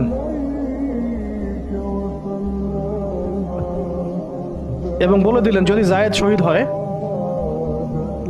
যদি জায়েদ শহীদ হয়, কথার বলার উদ্দেশ্যই হচ্ছে জায়েদ শহীদ হবে, জায়েদ শহীদ হবে, হতে পারে ইনশাআল্লাহ, তাহলে পতাকা উঠায় নেবে আব্দুল্লাহ বিন রওয়াহা রাদিয়াল্লাহু আনহু। যদি আব্দুল্লাহ বিন রওয়াহা শহীদ হয়, পতাকা উঠাই নেবে জাফর ইবনে আবি তালেব। যদি জাফর শহীদ হয় বা আব্দুল্লাহ বিন রওয়াহা শহীদ হয়, তাহলে পতাকা তোমাদের মধ্য থেকে কাউকে তোমরা আমির বানায় নিও। হ্যাঁ, পরে ছিল সেখানে খালিদ বিন ওয়ালিদ রাদিয়াল্লাহু আনহু। তো তিনি তখন নতুন নতুন ইসলাম কবুল করেছেন, তাই সবার আগে তাকে আমির করা হয় নাই। তো খালিদ বিন ওয়ালিদ রাদিয়াল্লাহু আনহু প্রায় 100টার মতো যুদ্ধ করেছেন ইসলামের পক্ষে, কোনো যুদ্ধে তিনি হারেন নাই, কোনো যুদ্ধে পরাজয় বরণ করেন নাই। উহুদের যুদ্ধে বিপর্যয়ে তো তার হাত দিয়ে হয়েছে, তাই না? তো তিনি যুদ্ধ কৌশলে অনেক পারদর্শী খালিদ বিন ওয়ালিদ রাদিয়াল্লাহু আনহু। এখানে আমরা ফোকাস করতেছি একজন সাহাবীর দিকে, বাকি অন্য ঘটনা ইনশাআল্লাহ অন্যদিন হবে, আজকে শেষ করে দিচ্ছি। যায়েদ ইবনে হারেসা রাদিয়াল্লাহু আনহু হাতে পতাকা দেওয়া। তিনি গেলেন ওখানে, যখন যাওয়ার পরে দেখলেন যে সুবহানাল্লাহ, কোথায় আমরা 3000, আর এদের মধ্যে তো রোমান সৈন্যই 1 লাখ। রোমান সৈন্য হচ্ছে 1 লাখ সৈন্য, এটা কোনো যুদ্ধ হয় নাকি? 1 লাখ সৈন্য একদিকে, একদিকে 3000 সৈন্য দাঁড়ায় আছে, এটা কোনো যুদ্ধ হয় কখনো?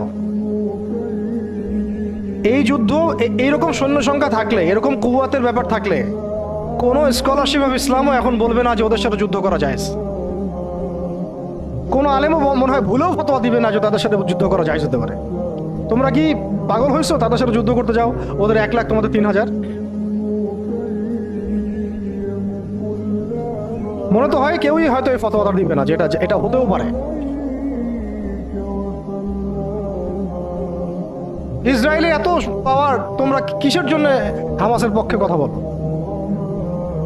আমেরিকা এত বড় সুপার পাওয়ার, তালেবানরা পারবে ওদের সাথে? এরকমই তো কথা চলতেছে সব, না? বাংলাদেশের মুসলমান, পাকিস্তানের মুসলমান, আফগানের মুসলমানদের কি আছে? ভারতের এত বড় বড় পারমাণবিক অস্ত্র আছে। ভাবটা তো এইরকমই না? এবং এগুলোকে হিসাব কিতাব করে অনেকেই, অনেক কাফেররা বলে বলুক, মানে ফাসেকরা বলে বলুক, মোরতাদরা বা রামবাম প্রগতিশীল, এরা তো যা ইচ্ছা তাই বলেই, ওদের কথা আমরা কখনো দেখিও না। কিন্তু ইসলামপন্থী বহু মানুষও বলে যে তোমরা তো সুইসাইড করতে চাচ্ছ, সুইসাইড অ্যাটেম্প্ট হবে এটা। ওরা এত শক্তিশালী, আমাদের কিছুই নাই, অর্থনীতি দুর্বল, জনবল দুর্বল, আমাদের সংখ্যা দুর্বল, অস্ত্রশস্ত্র দুর্বল। মুসলমানরা কখনো এগুলোর বলে কখনো জয়লাভ করে নাই। মুসলমানরা জয়লাভ করেছে সবসময় ইমানের বলেই, এটা ছিল মূল হাতিয়ার। তারপরে যুগের প্রয়োজনে আধুনিকতার প্রয়োজন আছে, সেটা ইমান বিবর্জিত না, ইমানটা সবার আগে। ইমানই তো পরাজয়, অস্ত্র দিয়ে তো আর কিছু করতে পারবেন না। এখন যদি আমাদেরকে পারমাণবিক বড় বড় অস্ত্র দিয়ে দেওয়া হয়, তবুও তো মনে হয় যুদ্ধের পথে কেউ হাঁটতে চাবে না, জিহাদের পথে কেউ হাঁটতে চাবে না, বলবে যে এটা তো সুইসাইড অ্যাটেম্প্ট হবে। ওরা তো, ন্যাটো তো এতগুলো দেশের সমন্বয় গঠিত, ইসরায়েলের সাথে তো এত কান্ট্রি আছে, তোমাদের সাথে কারা আছে? ইসরায়েলের সাথে এত বড় বড় কান্ট্রি তো আছেই, 50টা 60টা 70টা, হামাসকে তো এখনো নির্মূল করতে পারলো না। পারছে? আমেরিকার সাথে তো এত বড় বড় রাষ্ট্র ছিল, তালেবানদেরকে তো নির্মূল করতে পারে নাই। তো মিসাল তো এখনো দেখা যায় পৃথিবীর বুকে। তো জাতিগতভাবে আমরা ওই জায়গায় হাঁটতেই পারি নাই, ওই পথে আমরা হাঁটতে পারি নাই। শুধু দাওয়াত দিয়ে সারা বিশ্বে খিলাফা কায়েম হবে না। যারা বলে দাওয়াতই একমাত্র মেহনত, শুধুমাত্র দাওয়াত দিয়ে সারা বিশ্বে খিলাফা কায়েম হবে না, ইসলামী ইমারা কায়েম হবে না। আপনারা 100 বছর দাওয়াত দিতে থাকেন, ইমারা কায়েম হবে না। শুধু দাওয়াত দিয়ে রাসূল সাল্লাল্লাহু আলাইহি ওয়াসাল্লাম একেবারে আরব আজম এইটা জয় করেন নাই। দাওয়াতের সাথে জিহাদও ছিল। হ্যাঁ, এটা আলাদা আলোচনা যে এটা শর্ত কি হবে, প্রস্তুতি কি হবে, উসুল কি হবে, এটা আলোচনা করতে চাইলে আলোচনা হতে পারে। আলোচনার তো জায়গায় রাখেন নাই আপনারা, সব তো বন্ধ, দরজাই বন্ধ। বরং এগুলো নিয়ে যারাই 2-4টা কথা বলছে ওরা তো শেষ, সমাজই ওদেরকে মেনে নেয় নাই। ইসলামপন্থী ভাই বোনরাই মেনে নেয় নাই, কাফেররা মানা তো বহু দূরের কথা। কাফেররা তাদের মাথার দাম নির্ধারণ করছে আর কি। কিন্তু আস্তে আস্তে বিশ্ব এদিকে যাবেই, আমরা চাই আর না চাই, আমরা চাই আর না চাই, ওয়ার্ল্ড এদিকে যাবে, আখিরুজ্জামান এদিকেই যেতে থাক। তো আল্লাহ পাক আমাদের নসিবে যদি এটা থাকে এবং আমাদের উপরে যদি এটা কোনো না কোনোভাবে অবধারিত হয়ে যায়, আল্লাহ পাক আমাদেরকে কুওয়াতের সাথে অংশ নেওয়ার তৌফিক দেন। এবং সব দিক থেকে, আধ্যাত্মিকভাবে, ইমানের দিক থেকে, আমলের দিক থেকে, আখলাকের দিক থেকে, সমাজের দিক থেকে, জ্ঞানের দিক থেকে আল্লাহ পাক ওই রকম চেতনা এবং প্রস্তুতি আমাদের মনের মধ্যে দান করে দেন। প্রস্তুতি তো আগে মনের বিষয়। তো শেষ করতেছি, এবার এই যায়েদ ইবনে হারেসা রাদিয়াল্লাহু আনহু এখানে আলোচনা হচ্ছে, আমরা কি যুদ্ধ কালকে করব, নাকি মদিনা থেকে সৈন্য পাঠাতে বলবো, নাকি আমরা অন্য কোনো পথে যাব, নাকি ব্যাকফুটে যাব, নাকি পত্র পাঠাবো রাসূলকে জানাবো বিষয়টা। তো দেখা গেল পরের দিন সৈন্য 1 লাখ না, সৈন্য 2 লাখ সৈন্য, আরো গাসসানি গোত্রের বিভিন্ন জায়গা থেকে আরবরা আসছে, আরো 1 লাখ। এবার ফতোয়া কোন জায়গায় যাইতো আমরা হইলে? ফতোয়া যাইতো একটা জায়গায়, এখান থেকে পালাই হিজরত করো, এখান থেকে পালাই হিজরত। তোমরা কি জানো না নিজের জান বাঁচানো ফরজ? আর সুবহানাল্লাহ, এমন একটা ব্যাপার জানেন, শয়তানও কোরআন হাদিস থেকে দলিল দিতে পারে। হ্যাঁ, আমার অভিজ্ঞতা থেকে আমি দেখছি, আমার অভিজ্ঞতা থেকেও দেখছি একটা, যে একজনকে বলা হচ্ছিল যে এটা না আপনার আমার মাঝে চুক্তি হয়েছে, হ্যাঁ, তো এই চুক্তি মানতে আপনার অসুবিধা কোথায়?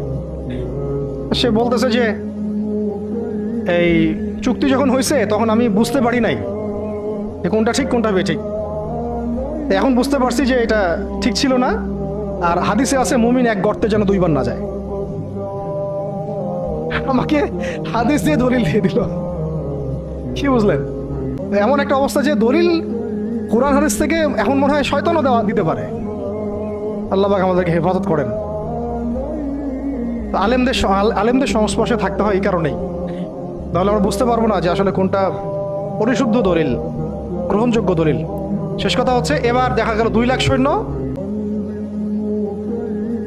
এখানে আলোচনা হচ্ছে যুদ্ধ হবে কি হবে না। একজন সাহাবী আব্দুল্লাহ বিন রওয়াহা, যিনি কমান্ডার ছিলেন পরে, তিনি বললেন যে তিনি এমন একটা জ্বালাময়ী বক্তব্য দিলেন, ওই বক্তব্য শুনে সাহাবায়ে কেরাম একদম ডিটারমাইন্ড হয়ে গেলেন যে কালকে যুদ্ধ হবে।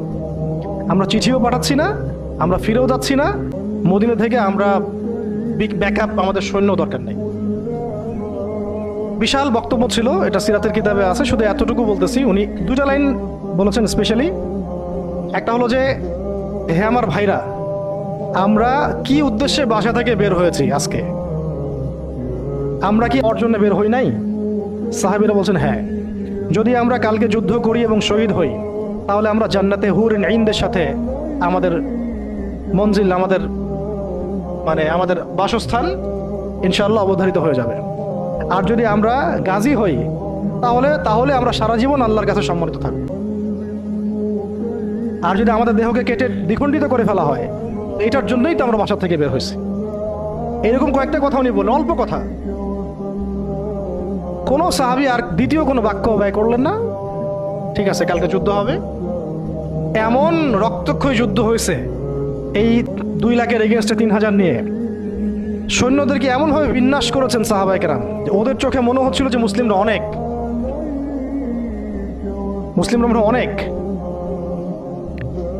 খালিদ বিন ওয়ালিদ রাদিয়াল্লাহু আনহু বলছেন যে ওই দিন শুধু আমার হাতেই 9টা তরোয়াল ভেঙে গেছে। মানে কাফেরদেরকে মারতে মারতে মারতে মারতে এমন একটা অবস্থা হয়েছে আমার 9টা তরোয়াল ভেঙেই গেছে। তাহলে কতজন কাফেরকে তিনি জাহান্নামে পাঠাইছেন সেটা আপনারা চিন্তা করেন। শেষে ছোট নাকি একটা ইয়েমেনের চাকু ছিল, ওই ছোট একটা চাকু দিয়ে আমি যুদ্ধ করছি। এটা বলছেন কে? খালিদ বিন ওয়ালিদ রাদিয়াল্লাহু আনহু। প্রথমে পতাকা যায়েদ বিন হারেসা রাদিয়াল্লাহু আনহুর হাতে ছিল। ওনার ঘোড়া উনি ছুটিয়েছেন, শত্রু বাহিনীর যে এই সারিগুলো কাতারগুলো এটাকে ভেদ করে সামনে চলে গেছেন। তার যতগুলো আঘাত সবগুলো দেহের সামনের দিকে বেশি, পিছনের দিকে নাই। মানে পিছন থেকে আক্রমণ করতে তাকে পারতেছে না। আর যে মানুষ তায়েফের বুকে পাথর নিয়ে এখানে আসছেন, যে মানুষের জীবনে এত চড়াই উতরাই চলে গেছে, এবং যে মানুষ তার প্রিয়তমাকেও ছাড়তে হলো, সেই মানুষের জন্য শাহাদাত হচ্ছে সৌভাগ্যের আর কি হতে পারে, আর কাঙ্ক্ষিত আর কি হতে পারে? দুনিয়া তো তার দেখা শেষ, তিনি তো এখন চাচ্ছেন জান্নাতে যেতে। এই মাঠ থেকে যেন তিনি ফিরতেই চাচ্ছেন না। আর যেহেতু নবী সাল্লাল্লাহু আলাইহি ওয়াসাল্লাম বলেছেন যদি যায়েদ শহীদ হয় তাহলে তুমি পতাকা নিও, তো তিনি তো জানেন তিনি আর ফিরবেন না। আর কোনো সাহাবী ফেরার জন্য কখনো ময়দানে যান নাই। তিনি সেখানে শহীদ হয়ে যান। তার গায়ে প্রায় 50টা আঘাতের চিহ্ন ছিল। দূর থেকে একটা বর্ষাও কিন্তু খুব কঠিন বিষয়। একটা লোহার বর্ষা গায়ের ভিতর ঢুকে যাওয়া এত চারটাখানি কথা না, এর চেয়ে তো বুলেট লাগাও সহজ মনে হয়। একটা বর্ষা ঢুকে যাওয়া আর সেই অবস্থায় জান চলে যাওয়া, এইভাবে তার শাহাদত হলো।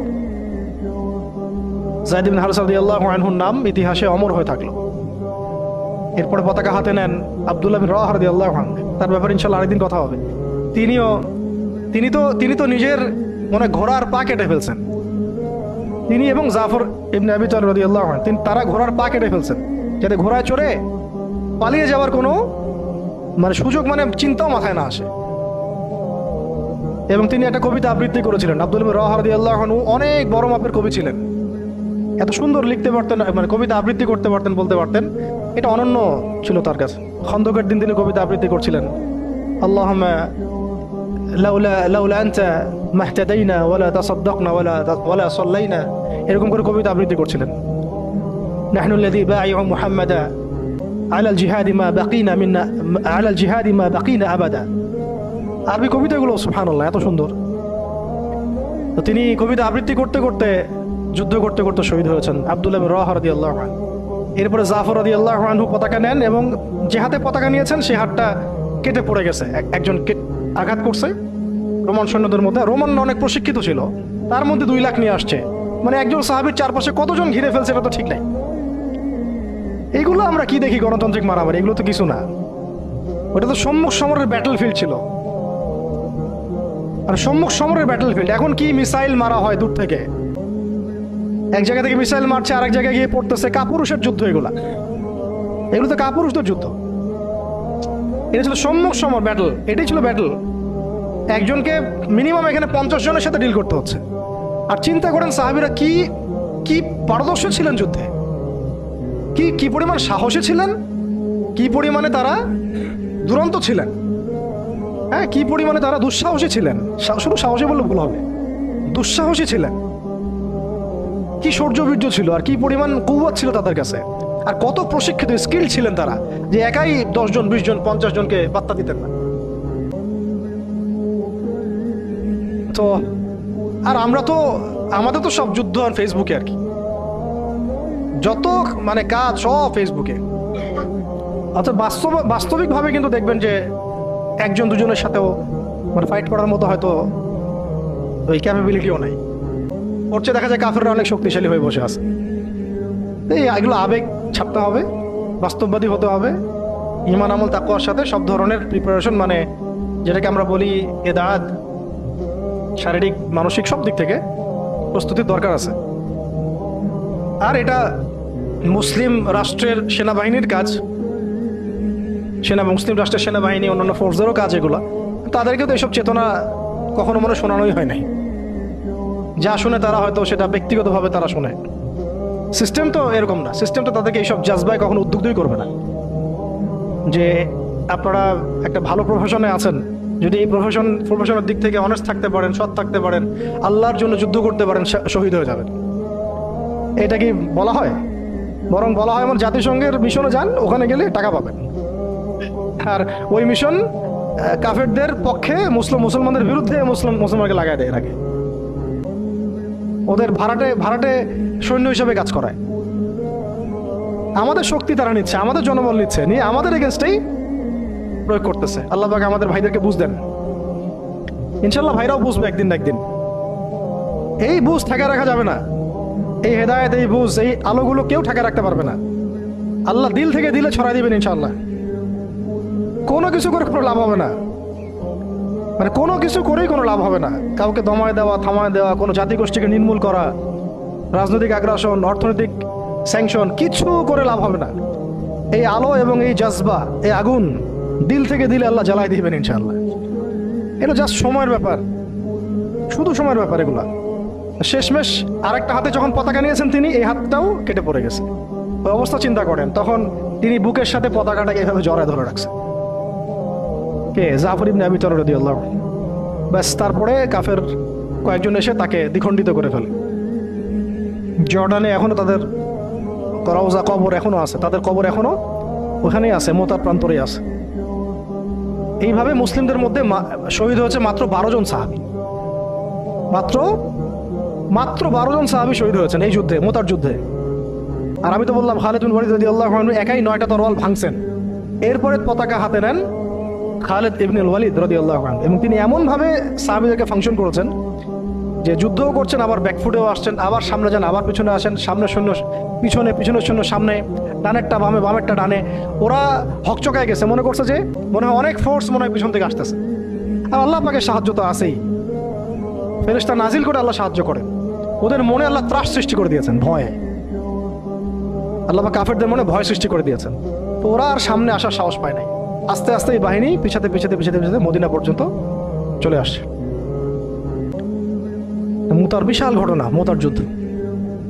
এই যুদ্ধে আমরা যায়েদ ইবনে হারিসা রাদিয়াল্লাহু আনহুকে দেখলাম, সেই তায়েফের সাথী, সেই ছোটবেলার সাথী, পালক পুত্র, সেখান থেকে মুক্ত হয়ে হিব্বু রাসূলিল্লাহ, হ্যাঁ, রাসূলের শানে, রাসূলের সম্মান, ভালোবাসার প্রমাণ দেওয়ার জন্য নিজের বুক উজাড় করে দিয়েছেন। পিঠ দেখেন নাই, বুক উজাড় করে দিয়েছেন। যাকে মহব্বত করেন তাকে একা ছেড়ে দেন নাই, যাকে মহব্বত করেন তাকে একা ছেড়ে দেন নাই যে সবাই পাথর মারুক আর সে থ্যাতলা হয়ে যাক, বিধ্বস্ত হয়ে যাক, ক্ষতবিক্ষত হয়ে যাক। বরং তিনি মহব্বতের পরিচয় দিয়েছেন এইভাবে যে নিজের গায়ে আঘাত নিয়েছেন, আঘাতগুলো নিজের গায়ে নিয়েছেন, তাও সরে যান নাই, দায়িত্ব থেকে অবহেলা করেন নাই। প্রকৃতপক্ষে এটাই হলো মহব্বতের পরিচয়। এমন মহব্বত যদি তাকদীরে নসিব হয়, অবশ্যই দুনিয়াতে আপনারা বা যে কেউ সৌভাগ্যবান। আর যদি এটা নসিব না হয়, এটাও একদিক থেকে আপনি সৌভাগ্যবান যে আপনি দুনিয়ার আসল হাকিকত বুঝতে পেরেছেন, যে পরকালটা ঠিক এমনই হবে, পরকালটা ঠিক এমনই হবে, কবরটা এমনই হবে, হাসরটা এমনই হবে, মিজানটা এমনই হবে, পুলসিরাতটা এমনই হবে। ইয়াউমা ইয়াফিরুল মারউ মিন আখিহি ওয়া উম্মিহি ওয়া আবিহি ওয়া সাহিবাতিহি ওয়া বানিহি লিকুল্লি ইমরিন মিনহুম ইয়াউমাইযিন শা'নু ইউগনি। সেদিন প্রত্যেকেই যার যার নফস নিয়ে থাকবে। শেষ কথা হচ্ছে, রাসূল সাল্লাল্লাহু আলাইহি ওয়াসাল্লামের কাছে এই খবরগুলো আসতে থাকলো যে যায়েদ শহীদ হলো, জাফর শহীদ হলো, আব্দুল্লাহ বিন রাওয়াহা শহীদ হলো। নবী সাল্লাল্লাহু আলাইহি ওয়াসাল্লাম ছুটে গিয়ে যায়েদ রাদিয়াল্লাহু আনহুর ছোট্ট মেয়েকে কোলে নিয়েছেন, নিয়ে কান্না শুরু করছেন। সাহাবীরা বলছেন, ইয়া রাসূলুল্লাহ, আপনিও কান্না করেন? তো নবীজি বলছেন যে এটা রহমত, আল্লাহর রহমত। আল্লাহ পাক যাকে ইচ্ছা তাকে এই রহমত দেন, কাঁদতে পারাটাও রহমত। এরপরে নবীজি একটা দোয়াও করতেন এই সময়, না মানে নবীজি একটা দোয়াও করতেন প্রায়, আল্লাহুম্মা উরযুকনি, আল্লাহুম্মা ইজআলনি, না আল্লাহুম্মা উরযুকনি, একটু দেখতে হবে এই শব্দটা। আইনাইনি হাত্তালাতাইন তাসকিয়ানিল কলবা বিযুরুফিদ দাম'i মিন খাশিয়াতিক ক্বাবলা আন তাকুনা দুমু'ু দামান ওয়া আদরাসু জামরা। আল্লাহ আমাকে এমন দুটো চোখ দিও যে চোখ দুটো কাঁদতে পারে এবং সেই চোখের পানি দিয়ে কলব পর্যন্ত সিক্ত হয়ে যায়। ওই দিন আসার পূর্বেই, যেদিন চোখের পানি রক্তে পরিণত হবে আর দাঁতের মাড়িগুলো আগুনে পরিণত হবে। কি ওয়ার্ড দেখছেন, কি শব্দ খেয়াল করছেন? ওই দিন আসার পূর্বেই আল্লাহ, যেদিন চোখের পানি পরিণত হবে রক্তে আর দাঁতের মাড়ি পরিণত হবে আগুনে, অঙ্গারে। তো এরপরে জাফর রাদিয়াল্লাহু আনহু অন্যান্য সাহাবীদের বাচ্চাদেরকে তিনি আদর করতে লাগলেন। রাসূল সাল্লাল্লাহু আলাইহি ওয়াসাল্লাম তো অনেক নরম দিলের মানুষ ছিলেন, রাহমাতুল আলামিন। তো উনি তো রাতের বেলা তাহাজ্জুদের নামাজ পড়লেও বাচ্চাদের মতো কান্না করতেন। এখন একটু পরে মুচকি হাসলেন, এটা শেষ কথা। একটু পরে মুচকি হাসলেন আকাশের দিকে তাকিয়ে। সাহাবীরা বললেন, ইয়া রাসূলুল্লাহ সাল্লাল্লাহু আলাইহি ওয়াসাল্লাম, আপনি হাসছেন কেন? নবী সাল্লাল্লাহু আলাইহি ওয়াসাল্লাম বললেন যে, আমি দেখলাম যে ফেরেশতাদের সাথে জাফর বিন আবু তালেব রাদিয়াল্লাহু আনহুকে আল্লাহ রাব্বুল আলামিন জান্নাতে একটা উঁচু মাকাম দিয়েছেন এবং সেখানে সে উড়ে বেড়াচ্ছে এবং ফল খেয়ে বেড়াচ্ছে। আর আল্লাহ রাব্বুল আলামিন তার ওই কেটে যাওয়া দুই হাতের বদৌলতে, বিনিময়ে আল্লাহ পাক তাকে দুইটা পাখা দিয়ে দিয়েছেন। এরপর থেকে তার নাম হলো জাফর আত-তাইয়ার। এগুলো ছিল দুনিয়ার হাকিকত। তারা দিন দুনিয়া আখিরাত এগুলো বুঝতেন। এগুলো ছিল মহব্বত, পাশে থাকা, সাথে থাকা এবং জীবনের লক্ষ্য উদ্দেশ্য। আমাদের জন্য এটাই ভালো হবে যে আমরা যারা এখনও আল্লাহ পাকের দিনের পথে আছি, আল্লাহ পাক আমাদেরকে হেদায়েত দিয়েছেন, সত্য মিথ্যা চেনার তৌফিক দিয়েছেন। আর কাল বিলম্ব না করে আল্লাহর দিনের দিকে ফিরে আসা, তওবা করা, ইস্তেগফার করা, নিজের জীবনকে গুছিয়ে নেওয়া, একদম যা প্রস্তুতি দরকার সব ধরনের প্রস্তুতি গ্রহণ করা। পড়াশোনা, আখলাক, ওলামা ইকরামের সোহবত, হ্যাঁ, অর্থনৈতিক প্রিপারেশন, পারিবারিক বলেন, ইত্যাদি ইত্যাদি, শারীরিক জামাবদ্ধ দাওয়াত, তাবলীগ, মেহনত এবং জিহাদের জজবাও রাখা, এবং সামনের দিনগুলোর ব্যাপারে সতর্কও থাকা, আশাবাদীও থাকা এবং দোয়া বেশি বেশি করতে থাকা। ইনশাআল্লাহ তাআলা সামনে এমনও সময় আসবে যে অনেক সংগ্রাম, রক্ত, অন্ধকারের পরে কিন্তু একটা আলোর আভাস আমরা পাচ্ছি। কিন্তু একটা আলোর আভাসও পাচ্ছি এবং এই আলো, এই জজবা, এই আগুন আস্তে আস্তে আল্লাহ পাক পুরো জাতির কলব থেকে কলবে ছড়াই দিবেন ইনশাআল্লাহ। আর আমাদের বহু ল্যাকিংস আছে, আমাদের প্রচুর ল্যাকিংস আছে। হ্যাঁ, পড়াশোনার গ্যাপস আছে, ইমানের, আখলাকের, আমলের সমস্ত দিক থেকে অনেক গ্যাপস আছে না? এই গ্যাপসগুলো আল্লাহ পূরণ করে দিতে পারেন মুহূর্তেই। এই গ্যাপসগুলো আল্লাহ পাক দোয়ায় পূরণ করে দিতে পারেন, ইস্তেগফারে পূরণ করে দিতে পারেন। আল্লাহ কবুল করলে আল্লাহ পাক সব কিছুর ব্যবস্থা করে দিতে পারেন। আমাদের সেই খালেস নিয়াত রাখতে হবে, সেই জজবাও থাকতে হবে এবং দোয়ার সাথে চেষ্টাও থাকতে হবে। এবং অবশ্যই সবর করতে হবে। একদিনে কোনো কিছু হাসিল হবে না। সামনে যত বাধা বিপত্তি আসুক, বাঁচি মরি, কি হয় না হয়, যত রকম বাধা বিপত্তি আসুক না কেন, লক্ষ্য থেকে সরে যাওয়া যাবে না। নিজেকেও হাঁটতে হবে, নিজের ওই সাথী ভাইদেরকে নিয়েও হাঁটতে হবে। এবং আমরা চাই এখন যায়েদ ইবনে হারেসা রাদিয়াল্লাহু আনহুর মতো এমন মানুষ, এমন প্রিয়জন, এমন কাছের মানুষ যারা নিজের বুকে পাথর নিবে কিন্তু মহব্বতের মানুষের গায়ে পাথর লাগতে দিবে না, প্রকৃত ভালোবাসার নিদর্শন দিবে আর কি। বদরের সাহাবীদের মতো, উহুদের সাহাবীদের মতো, খন্দক, খায়বার আর মুতার এই বীর সাহাবীদের মতো। তাদের হাতে ইতিহাস রচিত হয়েছে, যে ইতিহাসের এখনো আমরা একটা অংশ হয়ে আছি, যে ইতিহাসের গল্প আমরা এখন শুনছি। এখন সময় আসছে উম্মার এই সংকটে ইতিহাসকে নতুন করে লেখার। ইতিহাস লিখতে হলে সেরকম কবুলিয়াত হাসিল করতে হবে। আল্লাহ পাক যেন সবাইকে সেই কবুলিয়াত হাসিল করার তৌফিক দেন। এবং আমরা আমাদের সমস্ত অপারগতা, সমস্ত গুনাহ, আমাদের যত ল্যাকিংস আছে সব আল্লাহর কাছে পেশ করছি। আল্লাহ পাক আমাদের সমস্ত ত্রুটিগুলো যেন সংশোধন করে দেন, সমস্ত গ্যাপসগুলো ফুলফিল করে দেন, যত গুনাহ আল্লাহ মাফ করে দেন। এবং যেভাবে চললে বললে আমল করলে আমরা সেই মাকাম হাসিল করতে পারবো, সেই গন্তব্য হাসিল করতে পারবো, ওইভাবে আল্লাহ যেন করায় নেন আমাদেরকে দিয়ে। মানে আমাদের কোনো শক্তি নেই, কোনো ক্ষমতা নেই, এবং চেষ্টা করার মতো করার তৌফিক আল্লাহ আমাদেরকে দেন।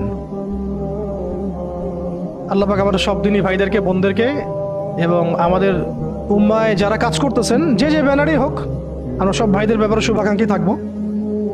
সবার মধ্যেই কিছু গ্যাপস থাকতে পারে, আমরা সবাই ব্যক্তিগতভাবে গুনাহগার, কিন্তু উম্মার এই অবস্থায় আমরা কাদা ছড়াছড়ি করব না, দলাদলি করব না।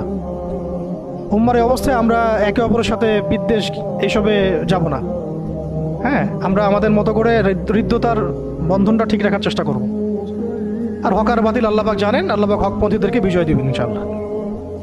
ঠিক আছে? আর লৌকিকতা থেকে বেঁচে থাকতে হবে। লৌকিকতা, লোক দেখানো বিষয়, এই অনলাইন অ্যাক্টিভিজম, অনলাইনের যে আসক্তি, হ্যাঁ, এইটাকে ইলিউশনের একটা জগৎকে বাস্তব মনে করা, এই সব বিষয়গুলো থেকে ফারেক থাকা। মাঠ পর্যায়ে কাজ করতে হবে। মাঠ পর্যায়ে যে ভাইরা কাজ করতেছেন তাদের সাথে থাকা দরকার আছে, এবং আমাদের যে মুসলিম ভাইরাই কাজ করতেছেন সবার হাত শক্তিশালী করার দরকার আছে। ঠিক আছে? আল্লাহ পাক আমাদের সবাইকে সাহাবীদের মতো কবুল করেন। আল্লাহ পাক আমাদের সবাইকে সাহাবায়ে কেরামের সেই আকীদা, আমল, মানহাজ এবং সেই তরিকা মোতাবেক চলার তৌফিক দান করেন।